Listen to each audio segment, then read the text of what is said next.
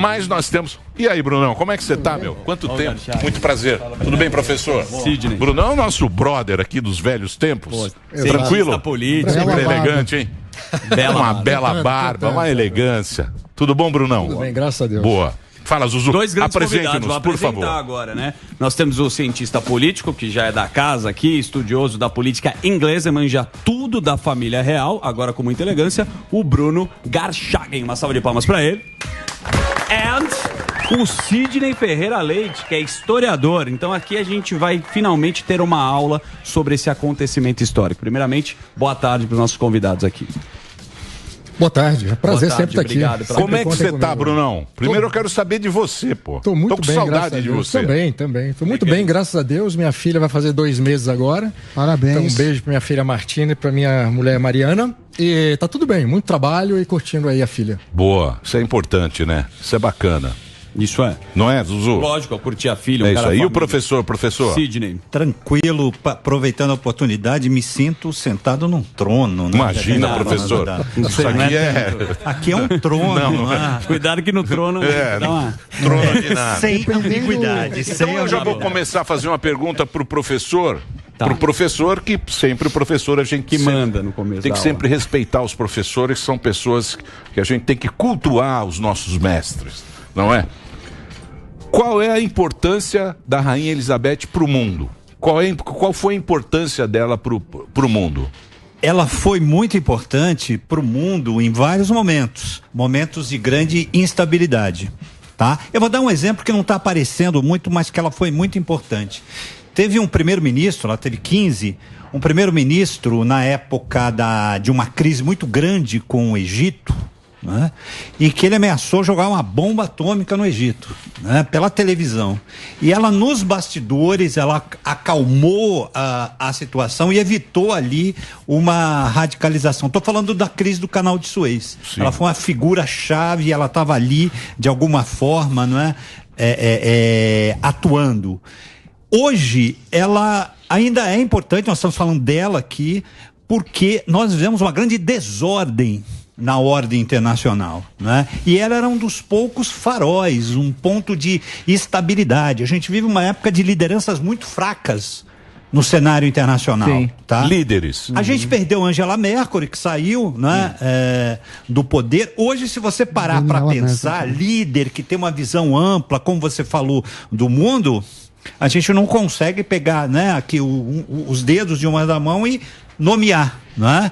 Então ela é muito importante porque ela foi uma referência. A Rainha Elizabeth foi uma rainha na acepção da palavra, né? Ela incorporou, né, o cargo, o protocolo, né? Isso dava grande estabilidade. A gente está falando do Reino Unido, né? Não é qualquer reino, né? A gente está falando de uma potência nuclear que tem assento no Conselho de Segurança da ONU, né?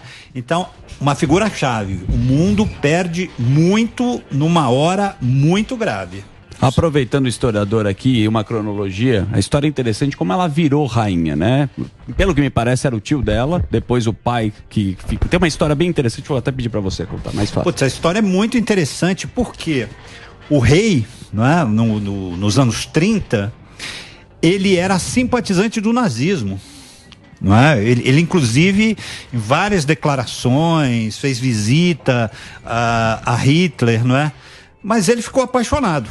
Ele ficou apaixonado por uma mulher, uma plebeia, né? E ele foi muito pressionado a abdicar, né? Ele abdica, vem o irmão na sequência, que era exatamente o pai da Elizabeth. Né? Para o pessoal que gosta do cinema, lembra do Discurso do Rei? Sim, é aquele rei. Meio gago também. Exatamente. Mas ele foi um excelente rei num momento muito difícil.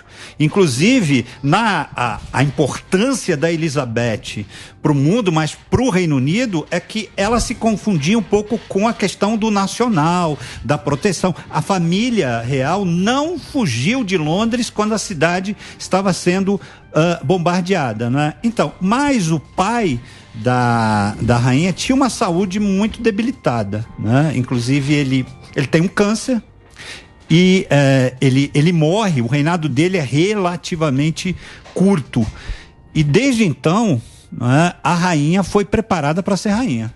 Para se ter uma ideia, ela foi preparada até para ler jornal, né? Por onde ela deveria começar a ler o jornal, né? Porque os seus professores diziam que os jornais manipulam as notícias. Eu estou falando, tá? Lá dos anos 50, dos anos 40, né?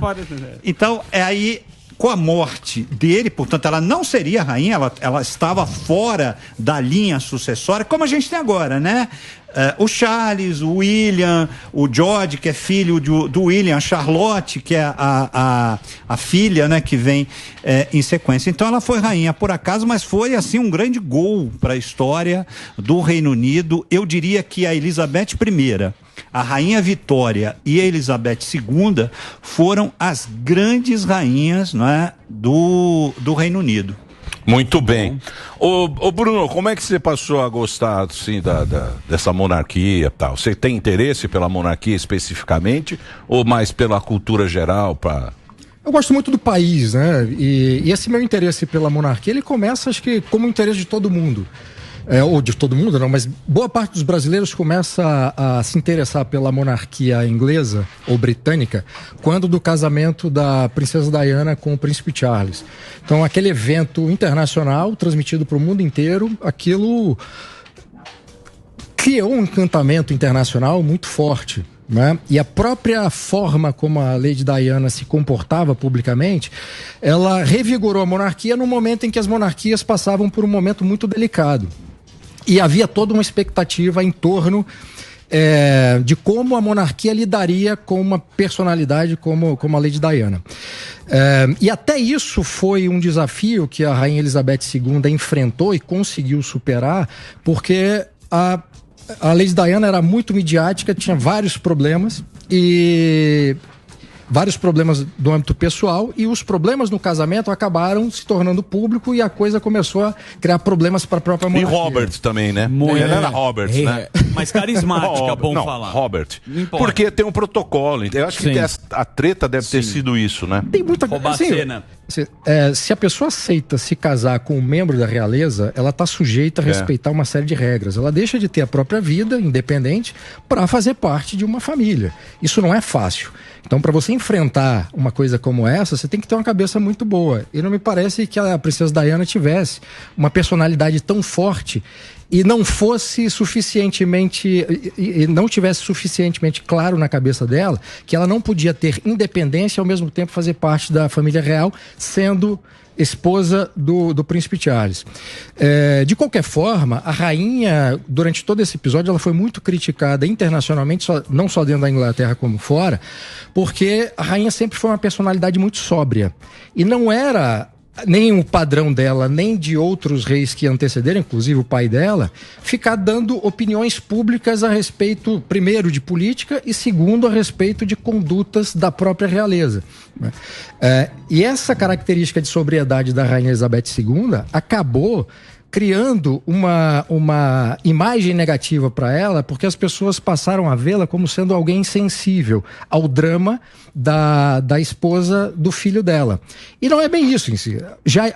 O problema já estava posto publicamente. Se ela falasse qualquer coisa, aquilo ia ser colocar mais lenha na fogueira. Mas, de qualquer maneira, assim, a maior parte das pessoas também não sabe o tipo de protocolo que uma rainha tem que seguir e o tipo de coisa que ela não pode falar. Então, se manter em silêncio na maior parte do tempo e agir nos bastidores para resolver os problemas, seja de ordem política, seja de ordem pessoal, é uma característica da rainha para que o problema não se transforme num drama ainda maior. Né? Agora, da importância, eu queria só complementar o que o professor falou, a importância da Elizabeth II, ela, com a morte dela, acaba também um certo mundo antigo que se perdeu. No âmbito da política, isso já se perdeu há muito tempo, mas no âmbito de líderes internacionais, a gente vive um momento histórico que eu acho que é de transição, em que as coisas não estão muito claras. Então você tem confusão no mundo inteiro, e não só no Brasil, vários países passando por problemas muito sérios. Até uns anos atrás, até 10 anos atrás, esse tipo de situação que está acontecendo no mundo inteiro hoje era impensável, porque o mundo vivia uma situação de relativa normalidade e equilíbrio. A Rainha Elizabeth, pela postura que ela teve durante todo o seu reinado, quer dizer, pouco mais de 70 anos de reinado, ela faleceu ontem aos 96 anos, a postura dela de temperança, de sobriedade, de retidão, de calma, de equilíbrio, de moderação, tudo isso foi fundamental para que o Reino Unido, de forma particular, enfrentasse todos os problemas de ordem política, econômica e social que o Reino Unido enfrentou desde que ela assumiu o trono em 1952, quando o pai dela, George VI, faleceu. E ela assumiu o trono, como o professor bem mencionou aqui, num momento muito delicado da Inglaterra.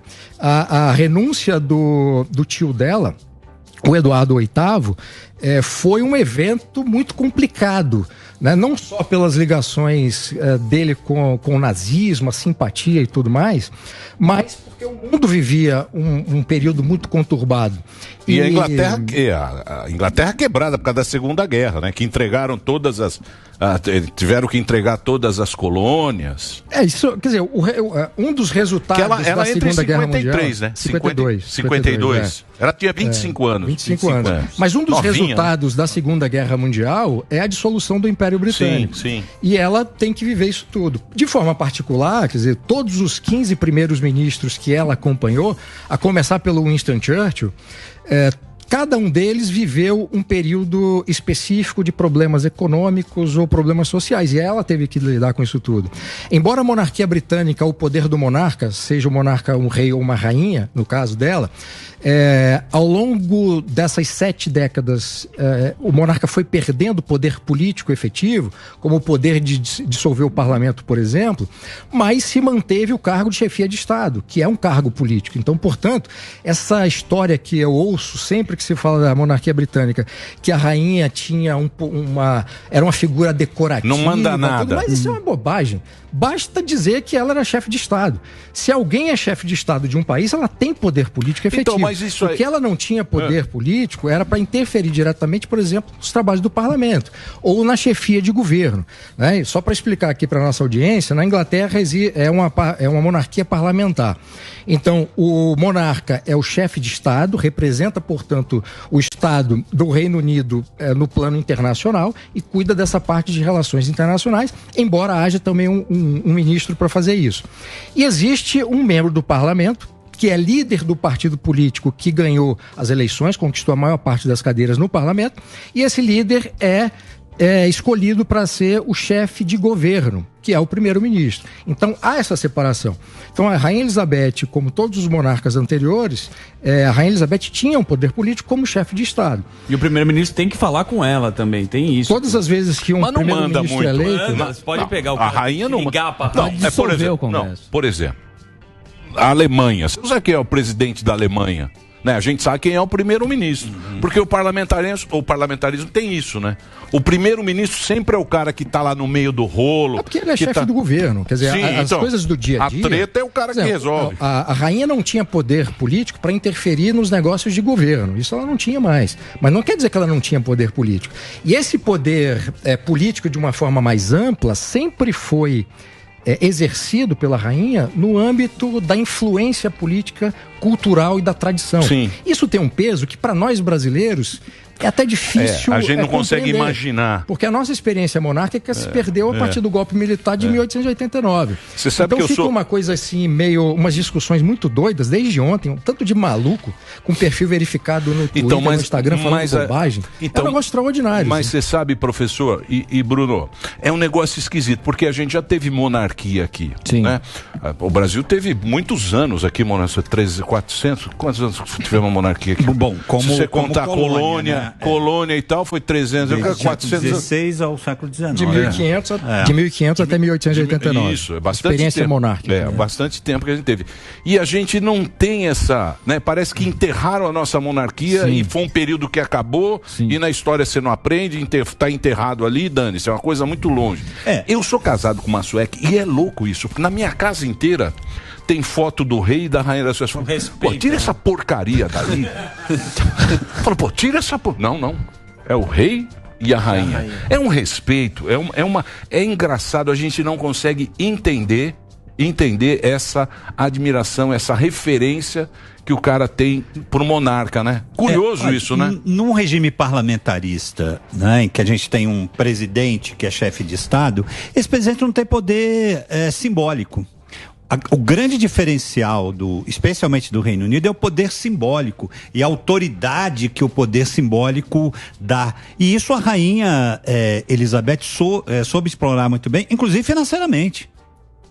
A monarquia britânica sobrevive porque ela ainda é um grande negócio, não só por intermédio do turismo, quando você visita Londres, você vai a um museu. O Sami já quer privatizar. Quer privatizar a coroa. Já quer privatizar, ele não quer. Porque a população que tem que bancar, né? Porque tem um imposto. Tem 0,88 de imposto. Pagaram centavos, em 2 anos 500 milhões de reais. Então, mas Isso dá pouco mais de 1 libra por ano para cada súdito. Por 1 libra. 500 milhões de reais por uma libra. Mas o retorno que a família dá só em turismo já é muito superior a compra de souvenirs.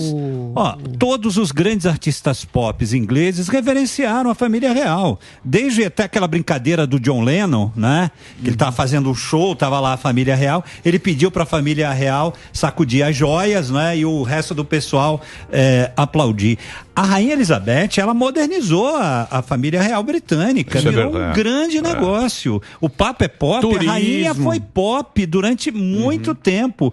Não só a questão do turismo é central, e tudo que vem, junto com o turismo. Então, quando se fala de poder, eu penso que a gente pensa muito poder econômico, poder militar. Você tem o poder simbólico, que é exatamente o poder da autoridade, da figura da rainha. E ela conseguiu preservar isso. Eu não sei se o Charles vai ter o mesmo glamour. É isso que estão falando lá. Estão falando que ela teve. Estão falando que o Charles é frouxo. Mas não é, hein? Posso contar uma história rapidinha? Lógico, só para você falar... tá aqui para isso. Fica à vontade. Você não sabe como a gente está feliz que vocês estão aqui. Você não tem ideia da nossa felicidade. O alívio.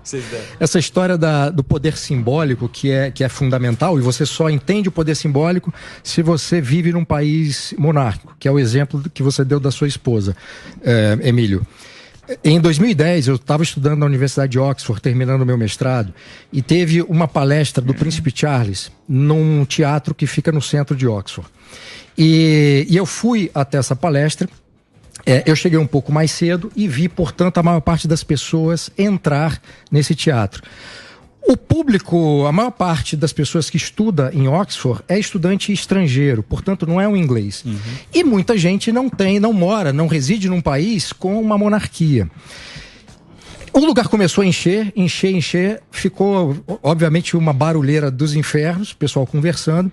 A partir do momento que chegou um membro do cerimonial e bateu um instrumento na porta, todo mundo na hora fez silêncio. E o príncipe Charles começou a entrar. E eu comecei a olhar para a reação, para os rostos das pessoas que estavam próximas a mim, e era impressionante a maneira como, ao entrar um príncipe da monarquia britânica, as pessoas passaram imediatamente a respeitar e a olhar com admiração. Mas não era porque o Charles estava ali. Era pelo aquilo que ele representava em termos históricos. Sim. Então, o príncipe Charles, ou a rainha Elizabeth, não representa o indivíduo. Ela não representa a Elizabeth, ele não representa o Charles. Eles representam uma história construída, tradição, né? Uma tradição extraordinária. A história da Inglaterra, obviamente, teve guerra, rei louco, um monte de confusão. Não é uma história equilibrada também, bonita e tudo mais. Não é isso. Guerra, morte, uma série de problemas. Mas quando a gente chega no século XXI e isso acontece... esse poder simbólico, ele é tão poderoso para as pessoas que moram no lugar, e isso projeta de uma forma tão intensa para o mundo inteiro, que foi o que o professor falou. Nós estamos hoje discutindo aqui sobre a morte de uma rainha que não tem relação alguma com o Brasil. Posso fazer uma pergunta para o Bruno? Pois não. Aproveitando nosso cenário eleitoral que... Não, sem cenário. Sem cenário eleitoral. Depois não, é sobre... Não tem cenário eleitoral nenhum. A rainha votar no Lula, no Bolsonaro. Não é isso. Se a rainha hoje é sobre uma manifestação nas redes sociais de um candidato. Eu recebi a piada hoje lá, um meme lá que mandaram, falando, o Datafolha está publicando que na Inglaterra 44% Lula querem que o Lula seja o rei e 31% querem que o Charles seja o rei. Até lá mandaram tá de manhã, é bom esses memes. Mas é uma manifestação e eu vi muito ódio aqui, né? Hoje é dia de abrir uma cerveja para comemorar a morte da Rainha Elizabeth. Ainda que tenha demorado e não tenha sido apenas pelas mãos da classe trabalhadora, a mídia liberal vai fazer o de sempre, homenagear a monarca. Na história, prefiro ver os reis e rainhas sob a guilhotina.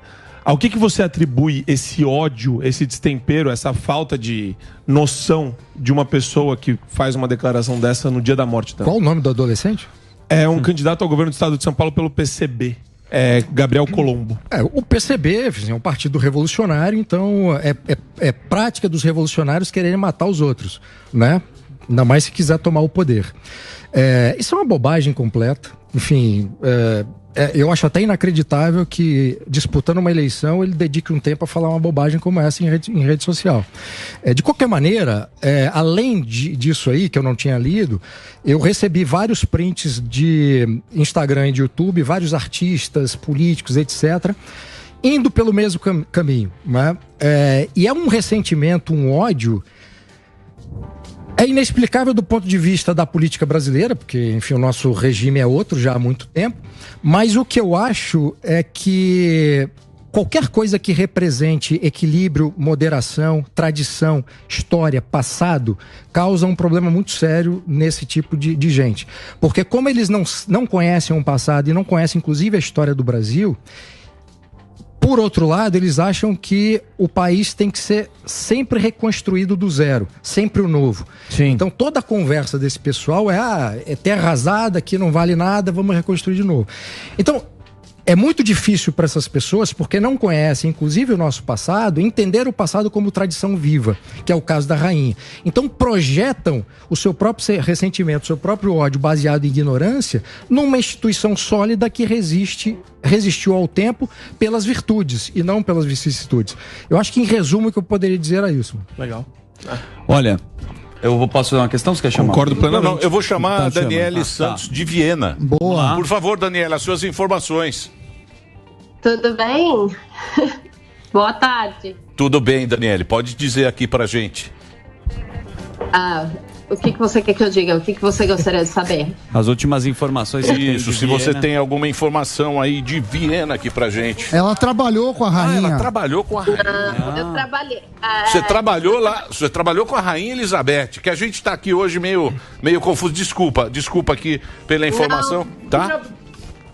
Ela trabalhou com a rainha durante alguns anos. A rainha pagava bem ou é igual a Jovem Pan? Eu acho que é igual a Jovem Pan. Puta, isso aí não tem jeito mesmo, viu? Não tem jeito. Mas olha, não sei se você trabalha na Jovem Pan, que nem eu trabalhava para a rainha, assim, por orgulho de trabalhar para uma boa instituição. Muito bem. E você fazia exatamente o quê? Eu trabalhava no Dining Room, que é onde é como se fosse um refeitório para funcionários da rainha, e a gente servia todas as refeições lá. Que legal. Entendi, mas você tinha contato direto com ela ou era uma outra ala tal? Porque deve ter muita gente trabalhando ali no palácio, né? Deve ser uma coisa assim bem... 400 pessoas trabalhando. Muito bem. Sabe que falam, né? Porque os tabloides ingleses, né, perseguiam muito a família real e dizem que a rainha, ela tinha um senso de humor, até falando que ela escreveu um livro de piada e o caramba. Como que era a pouca possibilidade que você teve de ter contato? Ela era uma pessoa com bom humor ou era mal-humorada, a rainha? Olha, as vezes que eu encontrei com a rainha, eu tenho só boas coisas para te dizer a respeito dela. É uma pessoa extremamente humilde, uma pessoa que conversa com os funcionários, que trata bem todos os funcionários e que todo mundo adora trabalhar para ela. Ontem eu até tive... foi um dia muito difícil para todos ex-funcionários dela. Eu tenho muitos amigos que continuam trabalhando lá. E ontem foi um dia muito difícil de olhar a social media de todo mundo, porque estava realmente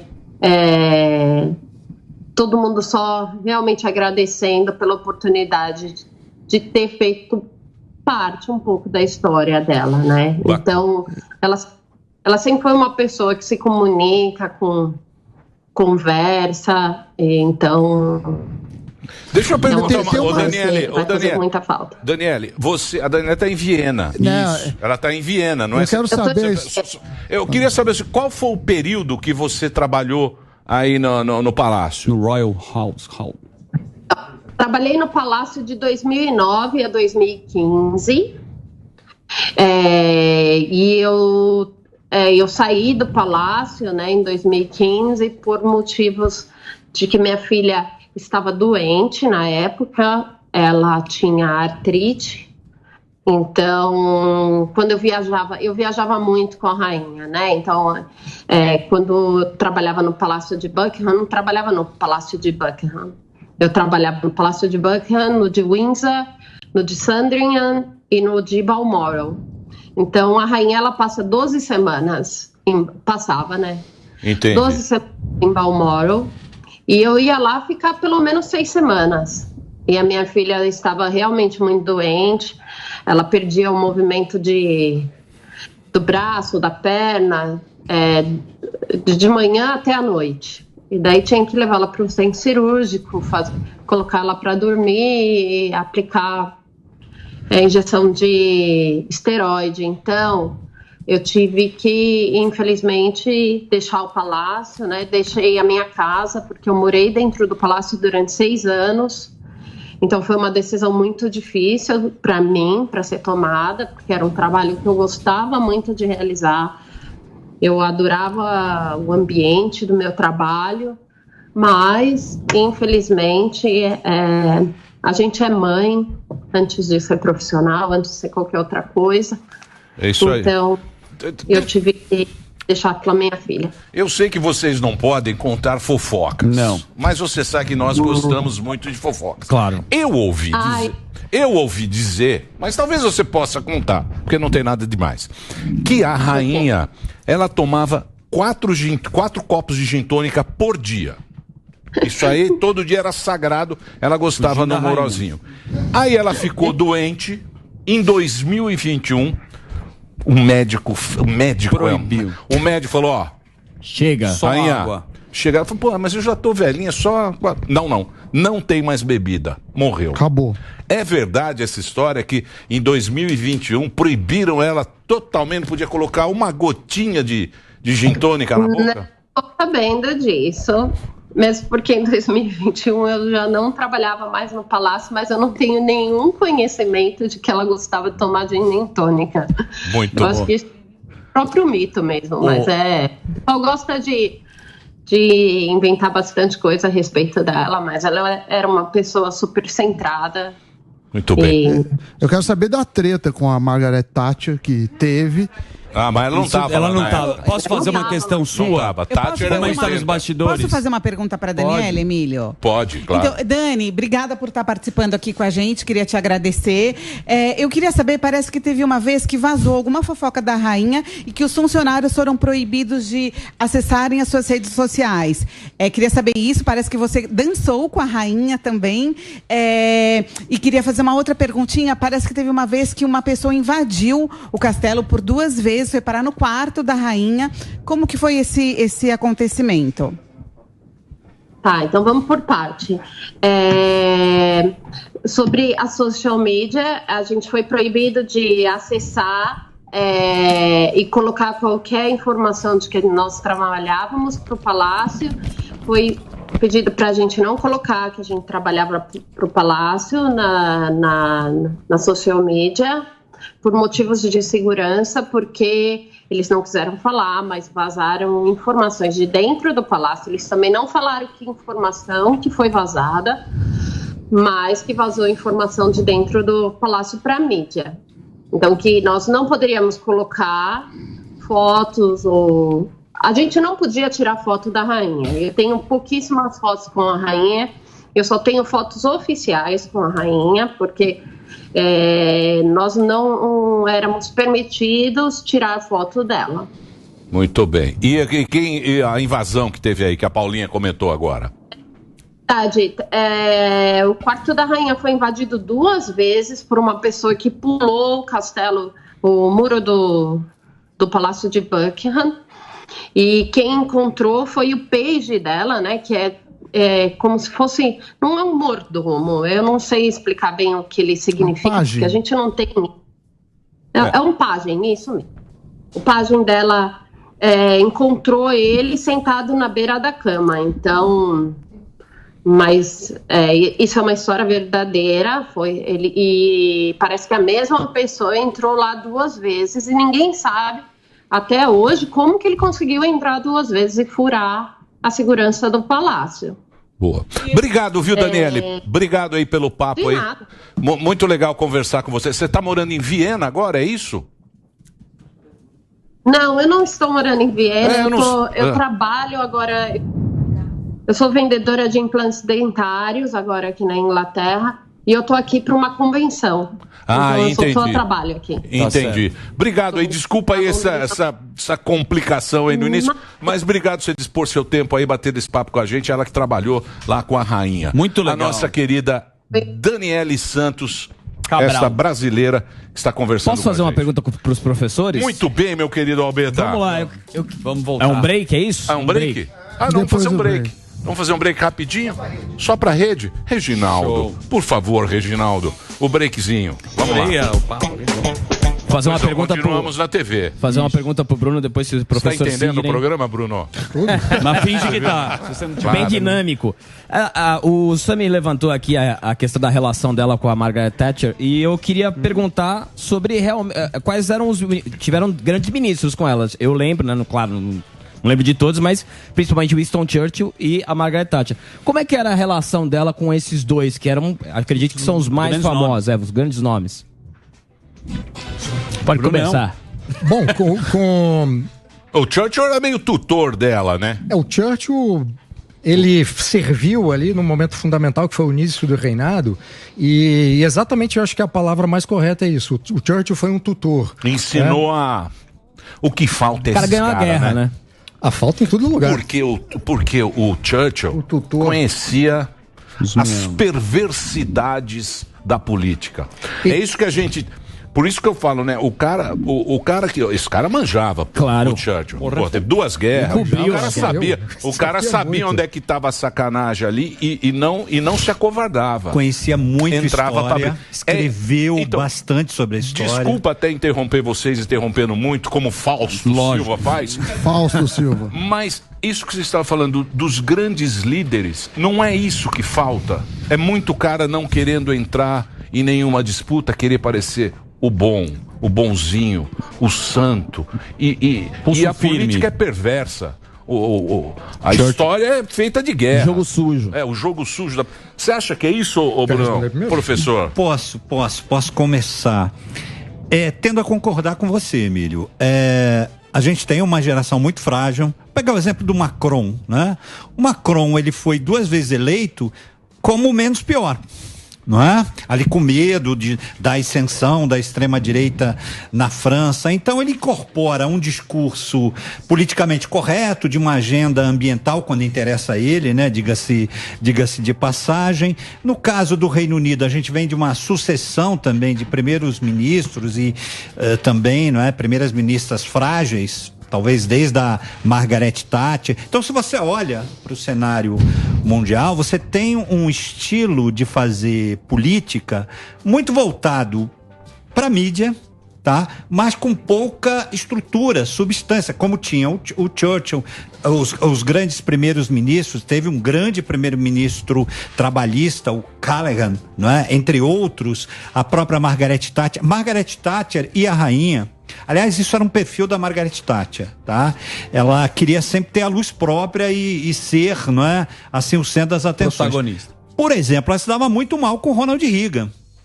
que os dois tinham a mesma filosofia, a mesma visão de mundo, né? Com a rainha havia um certo embate. A Margaret Thatcher sempre achou que a coroa, a família real gastava muito.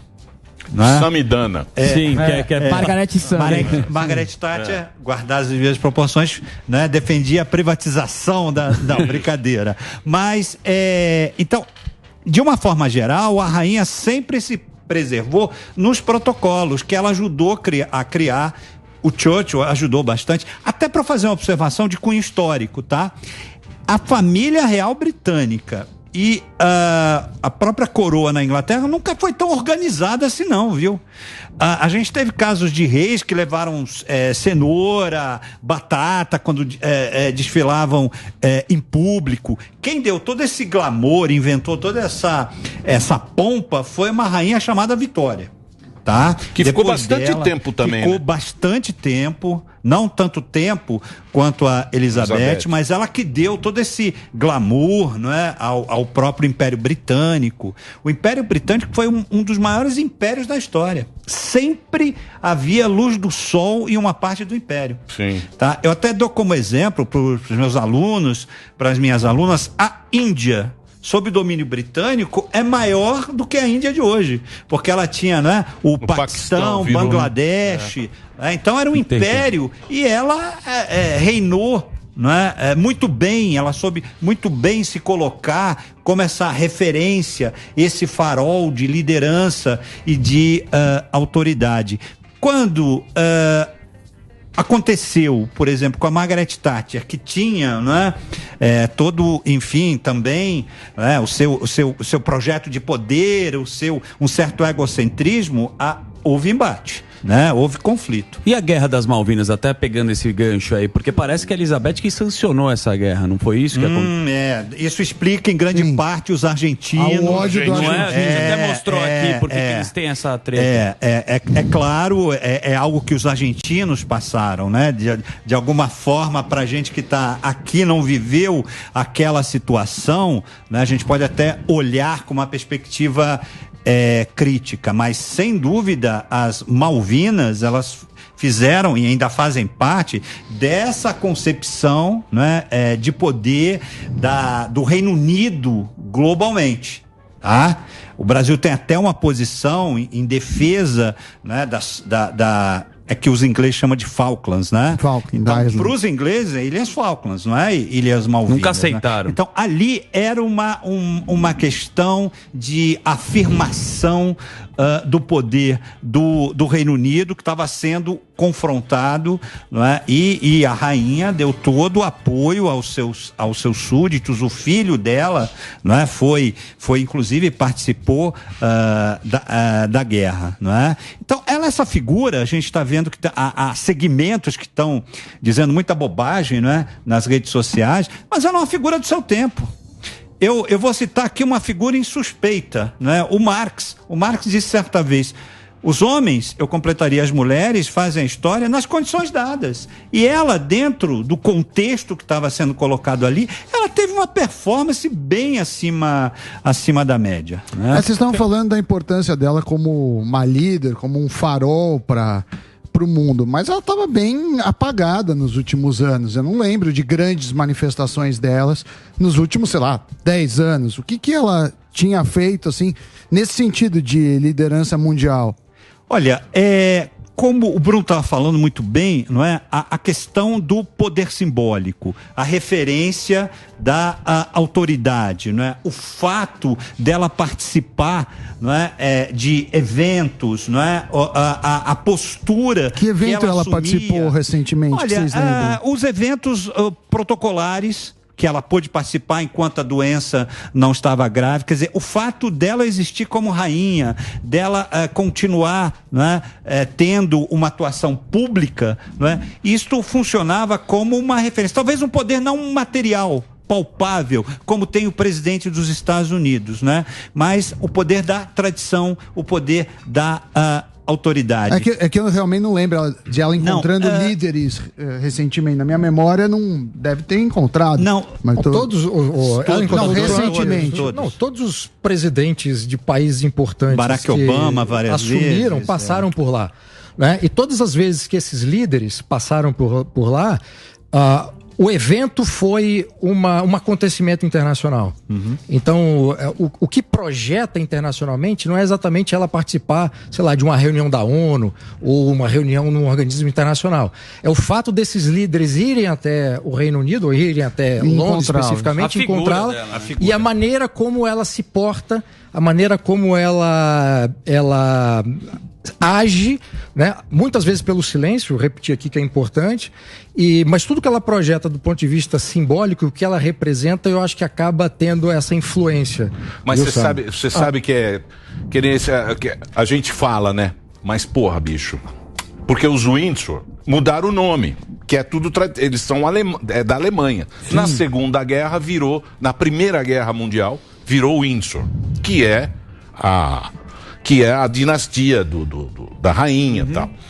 E você vê o negócio. Essa rainha, ela é aquilo que você falou, que ela virou pop, ela acompanhou o mundo.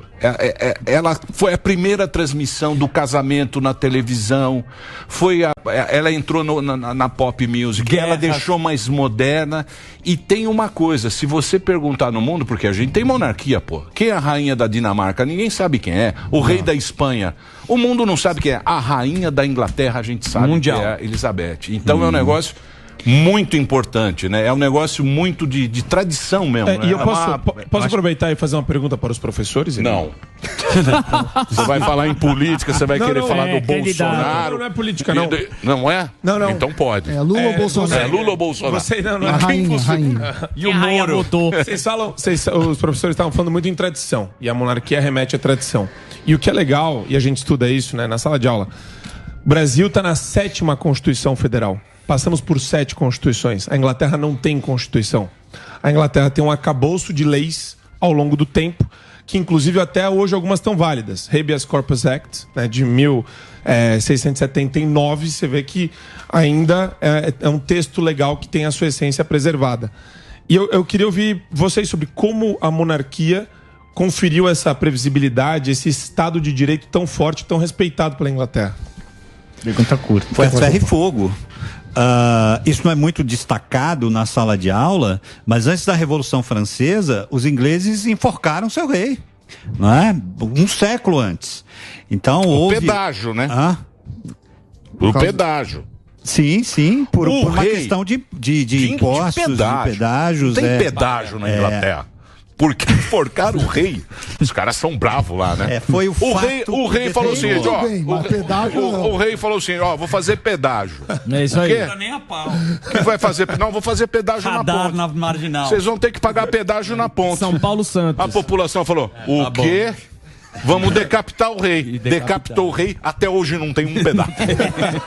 Nem carro. Você anda à vontade. Agora aqui... Não tem pedágio nas pontas. Rapidinho, eu acho que o Bruno tem mais propriedade para falar sobre essa questão política, não é?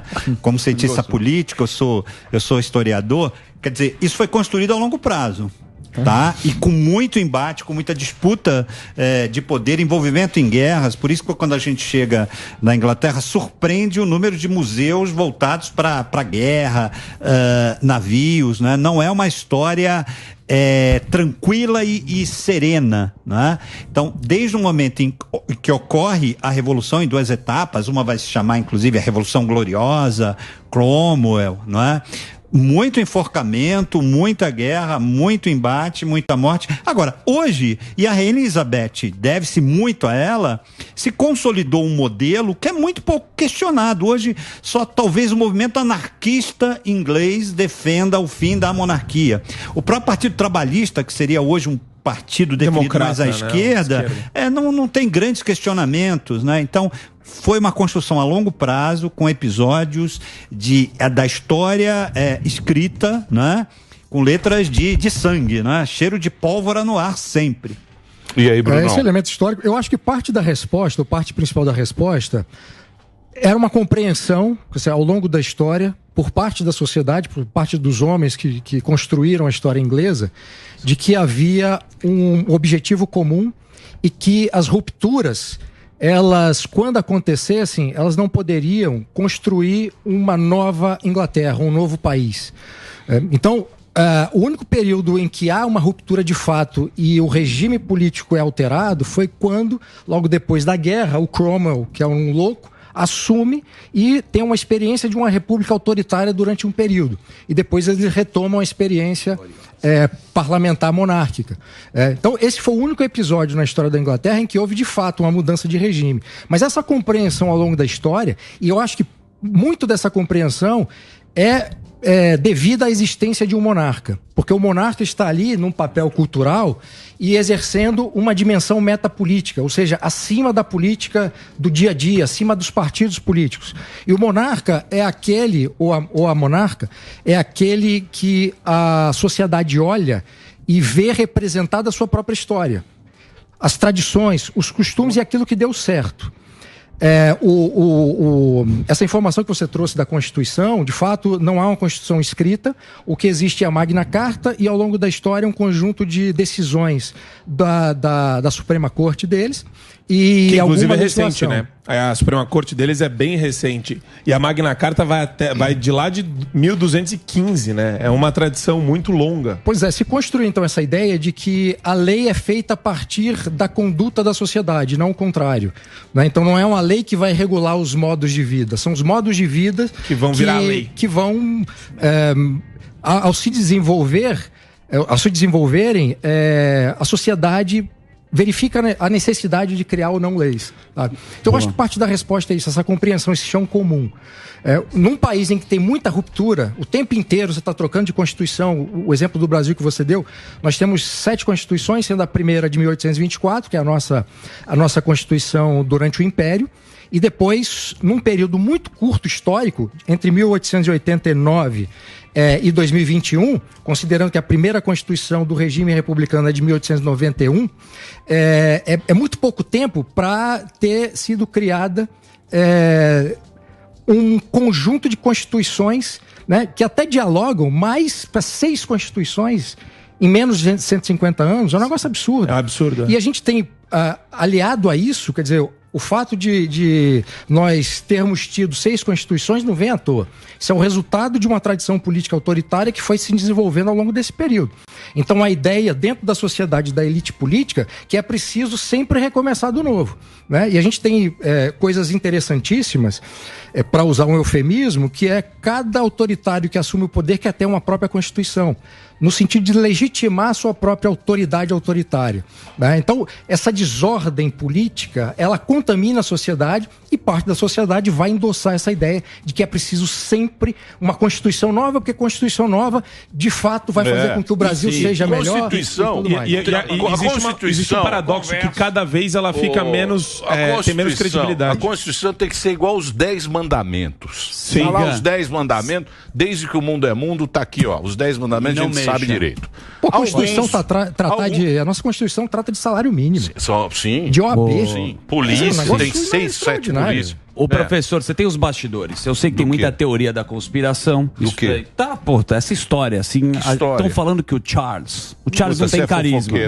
Eu sou. Carlos III agora. Charles, carisma zero, 73 anos. Existe uma burocracia até pra trocar a moeda, a cara, tem tudo isso. Estão falando que o William já vai ser o próximo rei. O que você acha dessa teoria da conspiração?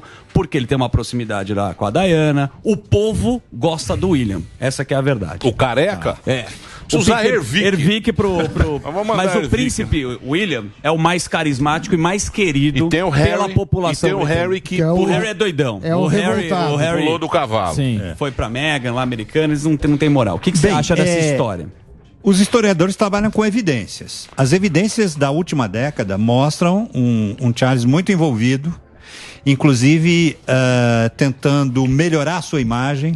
Hoje nós temos um Charles, por exemplo, que defende o movimento verde, defende questões ambientais, defende a reforma da saúde no Reino Unido, e ele vem aos poucos melhorando a sua imagem. tá?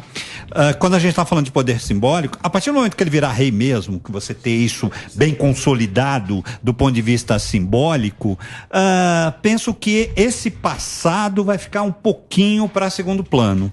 Vai se pensar mais nas coisas que ele vai fazer durante o seu reinado. As evidências indicam que não, que ele não vai abdicar, que ele vai cumprir, enfim, o seu reinado até o dia da sua morte. Quer dizer, não há nenhuma evidência histórica que não sejam, enfim, os tabloides, os boatos, porque não dá para você... a gente não está pensando na eleição de um presidente ou de um primeiro-ministro. Ele é rei por direito. Hierarquia, né? Existe um direito, existe uma tradição, não é? Então, muito pouco provável, não detecto como historiador, né, da história do Reino Unido, da Inglaterra mais especificamente, que exista essa possibilidade, a não ser uma doença muito grave, algo nesse sentido, mas o Charles deu todas as evidências de que ele quer ser rei e um bom rei, não é, para o Reino Unido. E para pontuar. Só fazer um breakzinho rápido para a Rede Jovem Pan, Reginaldo.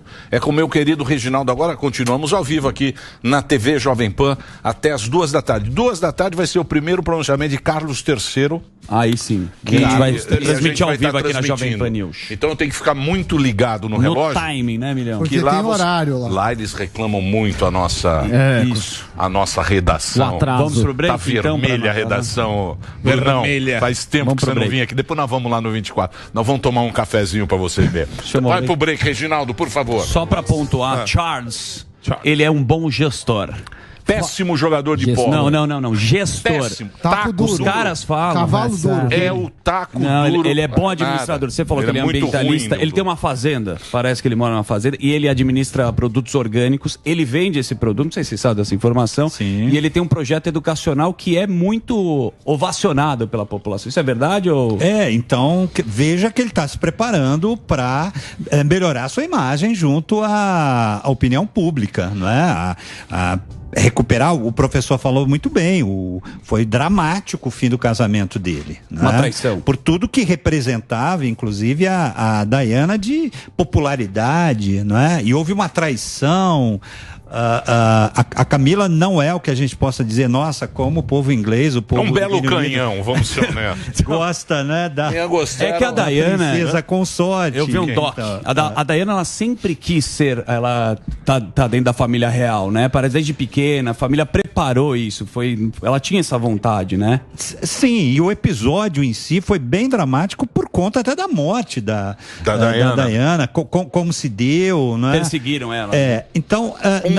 dramático, né? O esforço do Charles na última década foi de exatamente se conectar com as grandes questões de uma agenda positiva, especialmente ambiental, da área da saúde pública, para se colocar como rei. Como a mãe, ele é muito bem preparado, viu? O Charles é muito bem preparado para ser rei. Quer dizer, se a gente olha num cenário... Mas desculpa, mas ser rei é muito chato. Vamos combinar. Porque ser rei... Porra, se você pegar... Aliás, o valor da Rainha Elizabeth, porra, com 25 anos, você entrega a tua vida pra ser rei, bicho. Sim. Ser rei, porra, você é chefe de Estado, tem a igreja anglicana, você é meio papa da sua própria igreja. Pô, você tem que ter uma vida que você entrega a tua vida pra bagaça. A vida inteira. O cara é que é 4 anos, reeleição. Não é o rei Pelé, é o reizinho do parque. É o rei da Inglaterra, amigo. A vida deixa de ser sua. Sim. Você vira um servidor no conceito mais amplo da palavra. É um servidor público. E... eu já, assim, entrando nessas teorias, assim, né, de fato não há nenhuma evidência. Qualquer membro da família real que esteja na linha sucessória, ele é educado desde criança para assumir a qualquer momento. Então isso é fato. Dizer que ele não tem condições por formação de assumir é uma bobagem. O grande problema do Charles, atual Charles ou Carlos III, é o passivo biográfico dele, que não é nada positivo. Ou seja, não tem só esse episódio das traições com a Camila, todo o drama público vivido pela Lady Diana, depois a morte. Não é só isso. Tem várias situações que ele criou problema para a mãe e para a própria monarquia, né? Então, o fato dele emitir opiniões políticas, se envolver diretamente em agendas como essa, ambiental, que é uma agenda importante, mas também com posições políticas, é o contrário da posição mais sóbria da própria mãe. E aí isso cria um problema para ele como rei. Porque se ele assume já com um legado tão poderoso da mãe, que se caracterizava pela sobriedade, pela seriedade e também pelo silêncio, ele ter feito o que fez nos últimos anos cria uma desconexão entre ele e a sociedade que ele vai representar. O meu achismo, puro achismo, baseado naquilo que eu acompanho da família real britânica ao longo dos anos, é que ele não vai terminar o reinado. Isso é puro achismo, tá? Tô jogando aqui. Ele vai renunciar? Ele vai abdicar em nome do William. Não tô dizendo que vai ser amanhã ou que vai ser depois de amanhã, mas eu acho que ele não vai terminar o reinado. Acho que ele vai antecipar. Sensitivo. Mas porque ele não tem... Boa, Bruno. Eu acho que por conta dessa percepção de que ele no poder pode criar problemas para a própria monarquia e para a sucessão para o filho. O pessoal tá falando por aí que ele é meio globalista, que ele é um cara que se sujeita... Ele quer que o pessoal tá falando por aí. Eu gosto. Quem é esse pessoal que tá falando por aí? Não. Esse pessoal tem quem diz. Tá falando por aí a gente escuta o que você tá falando nos debates, que ele é um cara que... O Uber falou que ele é um cara que se sujeitaria a pautas globalistas. Esse é o ponto. É assim, nos últimos anos tem tanta gente doida no mundo, e especialmente no Brasil, que tudo virou globalismo ou comunismo, tá? Então, assim, o que é preciso saber é se o que ele defende é uma pauta comum com globalistas ou reptilianos, entendeu? Ou se ele de fato é alguém que está comprometido com essa agenda, tá? Ele tem relações com também institutos islâmicos, que isso sempre foi um problema também dentro da monarquia, sabe? Porque isso projeta... Quer dizer, ao mesmo tempo que a monarquia precisa estar, digamos assim, de bem, ou ter uma atitude imparcial com todas as religiões, mesmo representando a Igreja Anglicana, o envolvimento dele com essas organizações também foi uma coisa muito... esquisita, né, para a própria família, e o que isso projeta. Essa palestra mesmo que eu vi em Oxford em 2010, ele foi a convite de um instituto de estudos islâmicos de Oxford e falou sobre isso, né? Então o discurso que é preciso, ainda mais em momentos em que tem ataques terroristas, que é preciso, enfim, uma união das religiões para combater o terrorismo, beleza. Só que tem conexões que não estão muito bem explicadas, né? Então o Charles tem um conjunto de coisas muito estranhas que podem criar problemas para eles. Mas isso tudo aqui que eu estou falando é conjectura, que ele vai abdicar em nome do filho e tal. Isso seria melhor para a própria biografia dele, porque ele seria visto com simpatia. Quer dizer, essa coisa altruísta de abdicar em nome do filho, porque o filho representa muito bem o perfil da avó e o presente e futuro da monarquia. O William, né? O William, o mais velho. Porque o outro é... Outro é frouxo. O Harry, vocês estão falando. O Harry é o que casou com a americana. Eu queria ouvir o que o Bruno acha do Harry. Tem um passivo pior do que o pai, tendo muito menos idade. Deixa eu falar uma coisa pra você. Eu acho que esse William, ele gosta do babado. Sempre. Eu acho que ele é um cara que... o cara. Ele gosta de ser... Ele tem um perfil, né? Eu acho que sim. Tem que ter, né? Carisma. Tem que ter, né? A esposa também tem muito glamour. Tem, né? A esposa do William, não é? Kate. É um casal muito querido, Kate muito tem respeitado. 3 filhos, eles são... Põe a foto aí. Vamos ver aqui, vamos avaliar. Nós vamos avaliar agora. Eu queria destacar Se tem cara de rei. um dos melhores momentos da biografia do Charles, né? Ele veio ao Brasil e ele sambou com a Pinar. Com a Pinar. A gente mostrou aqui. Né? Quer dizer, ele se rendeu à nossa grande rainha. E fez uma samba, dança né? louca, meu. Não é o que a gente poderia chamar de sambar, não é? Mas algo parecido. Foi um cu duro, eu diria. Samba muito mal também. Um dos melhores momentos. Bonitinho demais. Nessa época. A bela orelha também. Nessa né? época aí, porque é o seguinte, Ó, que ele tá esse bebaço. menino, vocês são muitos novos. Muito. Esse menino Carlinhos. Era um menino Carlinhos. Eu sou da época que ele era um menino Carlinhos. Vou dar uma pedala dele. A rainha mandava esse menino, mandava pra navio, pra ele não dar problema lá. Sim. Então ela mandava, você vai pro navio no Caribe. Pô, o que eu vou pro navio? Vai ficar 120 dias no navio. Aí ele ia de almirante lá, não sei o que, porque lá tem essa coisa. Agora você vai viajar pra Austrália. Pra não ter o problema. Aí ele ia 3 meses pra Austrália, pra ele não dar problema. Mandava pro Brasil, olha lá. Isso aí era problema que ele tá dando lá pra rainha. Não é, ô Brunão? Mas deu muito problema. Mas quem deu problema não é ele. Não deu muito problema, tem outro professor? filho, né? Sim, Ele deu muito problema pra O rainha. Andrew é o pior filho. Que O até Andrew é gravíssimo, que né? tenta Muito acusado mais. de pedofilia com o caso do Epstein. Ele tinha lá. um amigo, não é? Lá Que nos era o Estados empresário. Unidos, exatamente. Então tem aí Pareciam um festas numa escândalo ilha. gigantesco, Esse é o Andrew. né? Mas é duro ser o Andrew, ninguém fala. E tem a Anne também. São Anne, 3 né? filhos. Tem uma menina. Tem a menina, né? Tem. Que ninguém fala. Mas o Andrew se envolveu nesse escândalo aí inclusive de pedofilia, um negócio muito sério. Lá com o Epstein. O Epstein, que ele tinha uma ilha, que era um empresário americano. Inclusive, esse cara se suicidou, né? Se Tem um suicidou, documentário dele. né? Amigo de gente poderosa, Clinton, entre outros, lá nos Estados Unidos. Então ele é uma figura queimadíssima, né? Não há a menor possibilidade. Ele foi Mas afastado, né, dos serviços. Eu acho que não sei se esse ano ou ano passado. eu queria reforçar a minha hipótese. A rainha, não é? Ela deixou de comparecer a cerimônias importantes oficiais. Em todas essas cerimônias, foi o Charles que esteve presente, né? Então, de alguma forma, já era uma sinalização. O historiador é meio chato, que ele tem que ter as evidências ali, as fontes, não é? Por isso que a gente tem dificuldade de trabalhar em jornal. Jornalista não gosta muito deu uma de indireta pro historiador, Superman né? agora. Tem que ter a fonte, tá? Que Mas isso? daí... Cheque e pré-cheque. Eu estou trabalhando com as evidências. As evidências indicam que me parece que não passa, né, na cabeça dele, né, abdicar. Mas, novamente voltando à figura insuspeita do Mark, as circunstâncias podem ser maiores e ele, enfim, abdicar. E aí eu acho que está muito bem entregue para o filho, que é outro que se preparou, é uma figura pública muito mais simpática. Né? Eu acho que muito dessa decisão vai passar pela forma como a sociedade inglesa e as instituições políticas vão se comportar, sei lá, no primeiro ano, nos primeiros anos. Então vai sentindo a temperatura, fazer, bom, se ninguém ligou pro meu passado, eu vou continuando aqui dando um miguezão aqui. E se mantém. Agora, essa transição, quer dizer, a rainha já imaginando que não teria muitos anos de vida, é natural que sendo ele o sucessor, aquele que terá por obrigação, né, substituí-la, que ele seja a figura a representá-la nesses eventos. Né? Então, isso não há nem...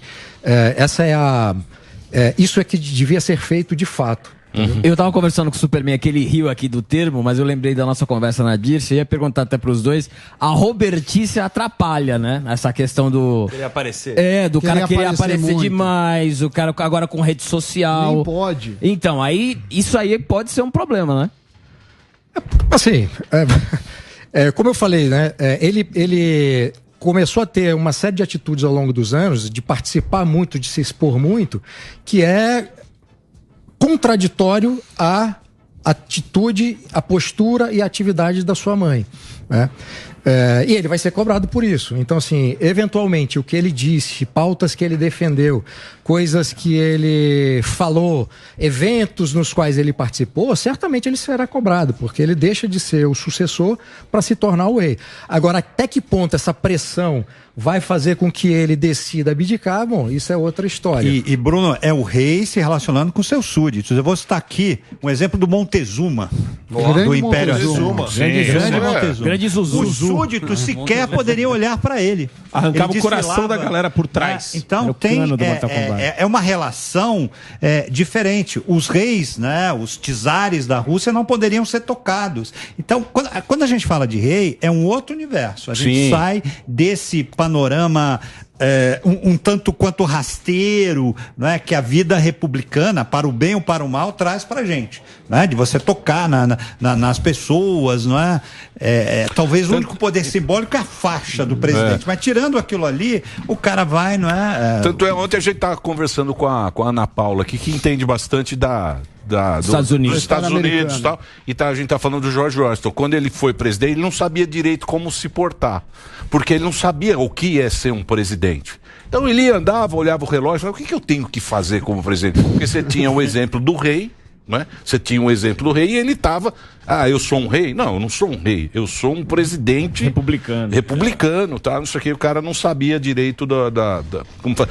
Mas você sabe, professor, é até bom vocês estarem aqui, porque a gente não sabe absolutamente nada. Não tem a menor ideia. A gente tem uma ideia assim muito rasa das ruim também a ideia. Eu acho. É verdade, Bruno, juro por Deus. Dá risada, Vocês estão vendo, o professor Dá risada da nossa ignorância, fala, não. Lá vem os caras.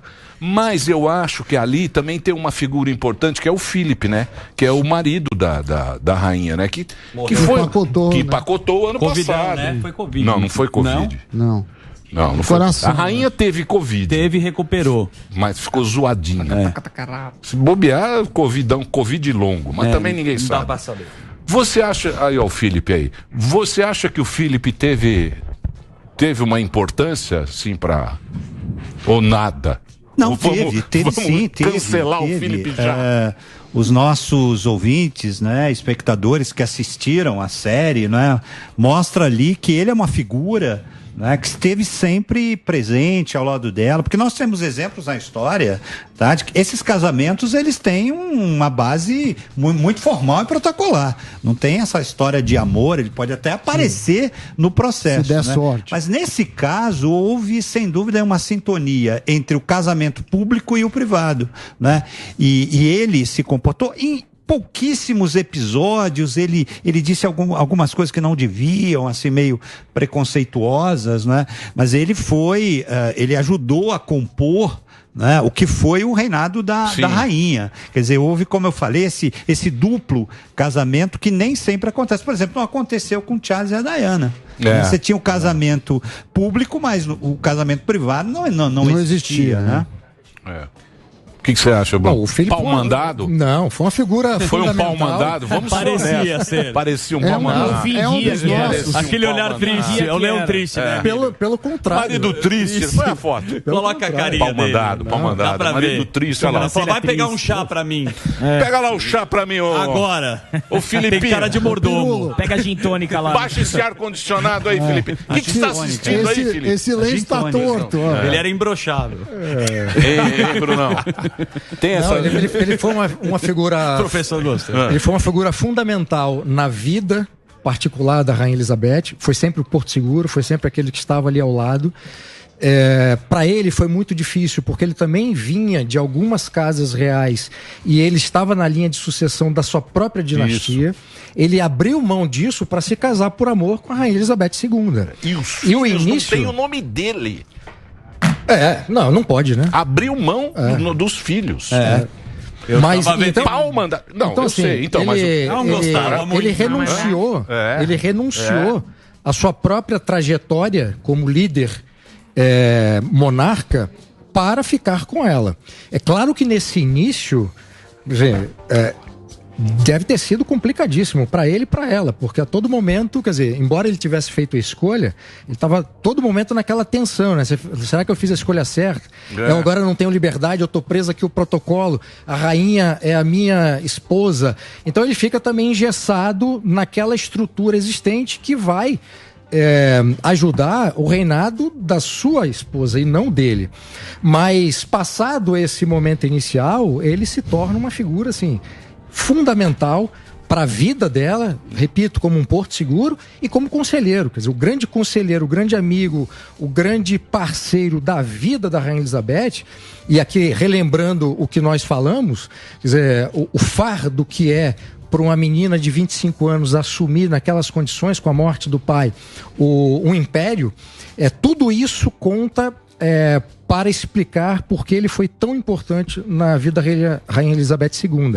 E era uma grande figura, né? Porque ele não tinha nenhuma preocupação de falar qualquer tipo de coisa publicamente, e pelas histórias que são descritas em livros, aquela personagem pública era personagem privada.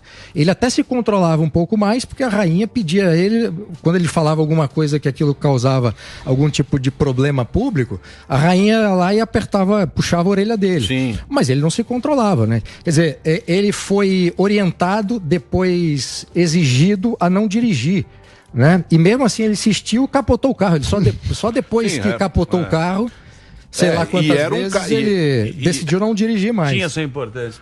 Agora ele foi fundamental. Eu vi um documentário sobre ele, eu não lembro agora quando é que foi, mas muito bacana, cara. Foi fundamental. Mas você quer uma curiosidade da intimidade da rainha? Eu gostei dele. A intimidade. Intimidade da rainha. A rainha tinha um celular. Nesse celular só tinham 2 contatos. Vocês arriscam falar quem eram os 2 contatos da rainha? É o médico e o marido. O cuidador de cavalo e a filha Anne. Então prova que ela não gostava tanto do Charles. Tinha um celular que ela só se comunicava no WhatsApp. Isso é uma notícia, isso é verdade. Essas notícias aí que saem, não sei onde é que você vê. Tô falando aqui, ó. Você vê. Tô falando da BBC, de longe. Olha, eu gostaria de agradecer muito esse papo. Foi muito agradável. Essa aula, Vocês salvaram a gente. Vocês salvaram esse programa, professor e Brunão. Pô, muito obrigado, Bruno. Obrigadíssimo, sempre às ordens. Você tá nas redes sociais, né, Bruno? Você tá onde? Você tava na Band? Não, eu fiquei... No ano passado eu tava na CNN, fiquei lá um curto período. Hoje eu tô trabalhando... Porra, a CNN contrataram a mulher que falou que o Chile, coisa não faz parte da América do Sul. E a outra falou que a bandeira do Brasil tá escrito independência ou morte. O pessoal tá bem, hein? É que ela leu errado. Dando bala. É. Muito bem.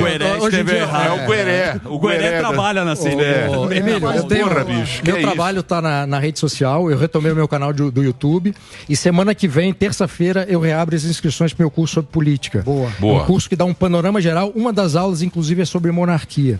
Pô, bacana, vamos fazer um dia aqui. Próxima terça-feira, abro inscrições do meu curso, quem tiver interessado, só ir lá no meu Instagram, @Begarchag. Muito obrigado pelo convite. O Instagram dele é Begarchag. É difícil escrever Garchag. Coloca aí, ó. Aí, ó. Garchag é Garschaghen. Bruno Garchaghen. É isso aí. E o Instagram, Begarchaghen, para ficar mais fácil, mas o Garchaghen continua para atrapalhar a gente. Professor, muito obrigado, hein? Muito prazer falar com você. Tem rede social, professor? O pessoal me acha, Sidney Leite. Todo mundo me acha aí no Facebook, Instagram. Muito obrigado, viu, professor, ter dado essa aula aqui pra gente, ter levado um pouquinho aqui de conhecimento pra galera. Muito bacana a gente poder conhecer um pouco mais aí a história. Brunão, obrigado. Obrigadíssimo.